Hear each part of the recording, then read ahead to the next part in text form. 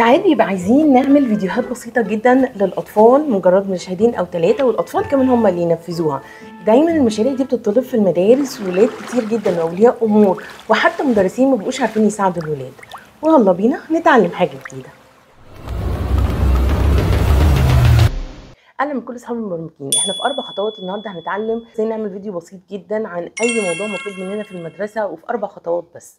عايزين نتفق على حاجه الاول، ان مفيش اي تول هتولد لك فيديوهات فري تماما. لازم لو المدرسه طالبه منك ده يبقى بيوفروا لك اي تول، عاده بيبقى ادوبي اكسبريس اديوكيشن او كانفا اديوكيشن، ايا كان التول اللي المدرسه فاتحاها تقريبا هنمشي فيهم هم نفس ال4 خطوات. يلا بينا نبدا. الخطوه الاولانيه ان انت بتروح على تشات جي بي تي تقول له اديني قصه مكونه مثلا من 4 مشاهد او 5 مشاهد عن انقراض الدب الجليدي، وان القصه ديت بالنسبه للاطفال، وتكون عليها كل قصه او كل مشهد نكتب عليه جمله بسيطه. وفعلا هتلاقي تشات جي بي تي هيولد لك المشاهد بتاعتك. لازم تقراها وتتاكد ان هو ده اللي انت عايزه، مش محتاج اي تعديلات فيهم. نيجي بقى للخطوه رقم 2. هتروح برضو لتشات جي بي تي وتقول له ان انت هتستخدم البرنامج الفلاني، اذا كان كانفا اديوكيشن، ادوبي اكسبريس اديوكيشن، وعايزاك تعمل لي كل مشهد من دول برومبت علشان اديهوله ويديني الفيديو القصير بتاعي. ليه بيبقى افضل ان انت تقول له ان انت هتستخدم اسم البرنامج، عشان انت كل ما بتدي تفاصيل للشات جي بي تي اكتر كل ما النتيجه بتاعته بتكون كويسه اكتر. هنيجي بقى للخطوه رقم 3. هتاخد المشاهد بتاعتك وتروح على البرنامج بتاعك، اذا كان ادوبي اكسبريس اديوكيشن او كانفا اديوكيشن، والاثنين هتلاقيهم تقريبا زي بعض، وهتكتب له البرومبت. هتلاقي بقى فيه ممكن تظبيط زوايا او حاجات مثلا موجوده في ادوبي اكسبريس لو انت عايز تخلي الكاميرا، بس هتلاقي غالبا تشات جي بي تي حاطط لك الوصف دوت في البرومبت بتاعك، وان انت مش محتاج ان انت تضيفه. بس طبعا ممكن انت تجرب وتعمل كل اللي انت عايزه. ادوبي اكسبريس وكانفا اديوكيشن ميزتهم ان مجرد ان انت تعمل فيهم الفيديو مش محتاج برنامج خارجي علشان تجمع الفيديوهات دي مع بعض.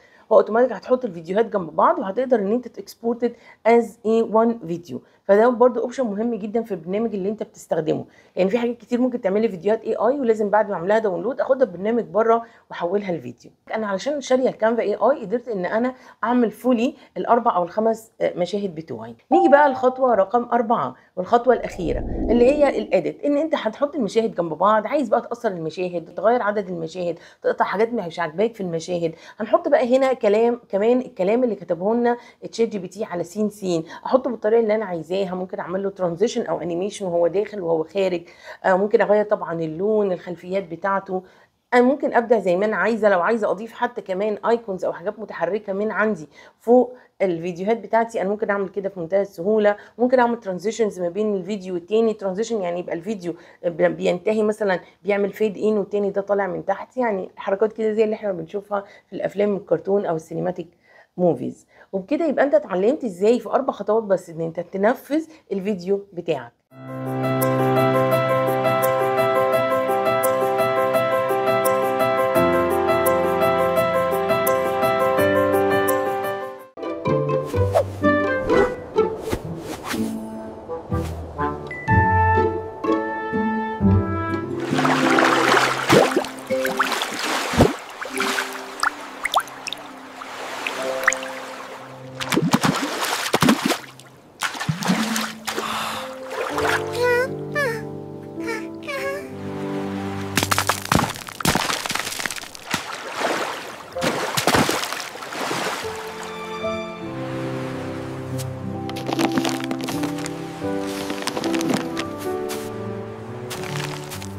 يعني اتمنى تكون الحلقه عجبتكم وان انتوا استفدتوا واتعلمتوا حاجه مفيده. ما تنسوش تكتبوا لنا رايكم في الكومنتات عن اي حاجات انتم محتاجينها، ولايك وشير سبسكرايب في القناه بتاعتنا. هابي كودينج.